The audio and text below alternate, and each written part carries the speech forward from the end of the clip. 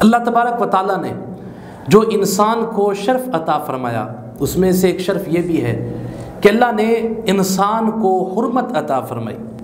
بکری کا گوشت حلال ہے اور اس کی مثل دوسرے جو جانور کھائے جاتے ہیں جن کا گوشت حلال ہے، ان کا گوشت انسان کے گوشت سے زیادہ پاکیزہ نہیں ہے۔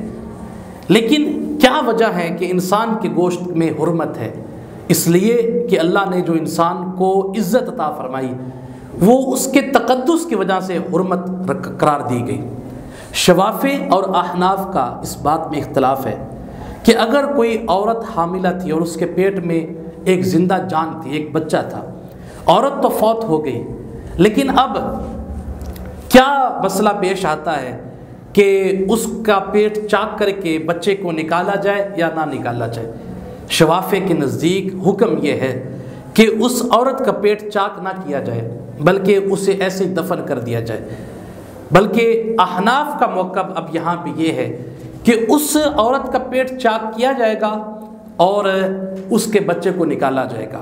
شوافع کی دلیل یہ ہے کہ احترام آدمیت کو سامنے رکھتے ہوئے اس عورت کا پیٹ چاک نہیں کیا جائے گا، اور احناف کی دلیل یہ ہے کہ احترام آدمیت تو ہے ہی، لیکن اس کے ساتھ یہ بھی ہے کہ اب وہ عورت تو مر چکی ہے، اب سب سے زیادہ حقدار احترام آدمیت کا وہ جان ہے، وہ ذات ہے جو اس عورت کے پیٹ میں ہے، تو پھر اس عورت کے پیٹ کو چاک کیا جائے گا۔ آپ نے امام طحاوی رحمۃ اللہ علیہ کا نام سنا ہوگا۔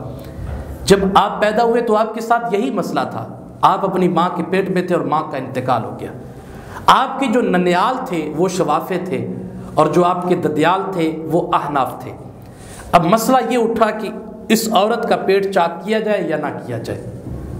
ددیال نے کہا کہ احناف کے مطابق پیٹ چاک کیا جائے گا، اس بچے کو نکالا جائے گا، لیکن جو حضرت امام طحاوی کے ننیال تھے، اس عورت کے جو ماں باپ تھے، انہوں نے کہا کہ اس عورت کا پیٹ چاک نہیں کیا جائے گا۔ خیر اس عورت کا پیٹ چاک کیا گیا اور حضرت امام طحاوی رحمۃ اللہ علیہ برآمد ہوئے، اور بعد میں حضرت امام طحاوی پہلے شوافع تھے کیونکہ جو آپ کے ننہال تھے وہ شوافع تھے اور آپ ان کے پاس رہتے تھے، پرورش پائی تھی، تو آپ بھی شوافع تھے۔ لیکن جب آپ نے مسلک کو پڑھا، دونوں مسلک کو حقیقت کی نظر سے دیکھا، تو آپ نے احناف کے مسلک کو قبول کیا اور فرمایا کہ میں یہ سمجھتا ہوں کہ احناف کا جو موقف ہے وہ زیادہ فطرت اور حقیقت کے قریب ہے۔ تو بعد میں کسی نے کہا حضرت یہ آپ نے شوافع کیوں چھوڑ دیا؟ تو بڑے لطیفے کی بات ہے کہ آپ نے فرمایا کہ شوافع تو میرے دنیا میں آنے پہ بھی راضی نہیں تھے۔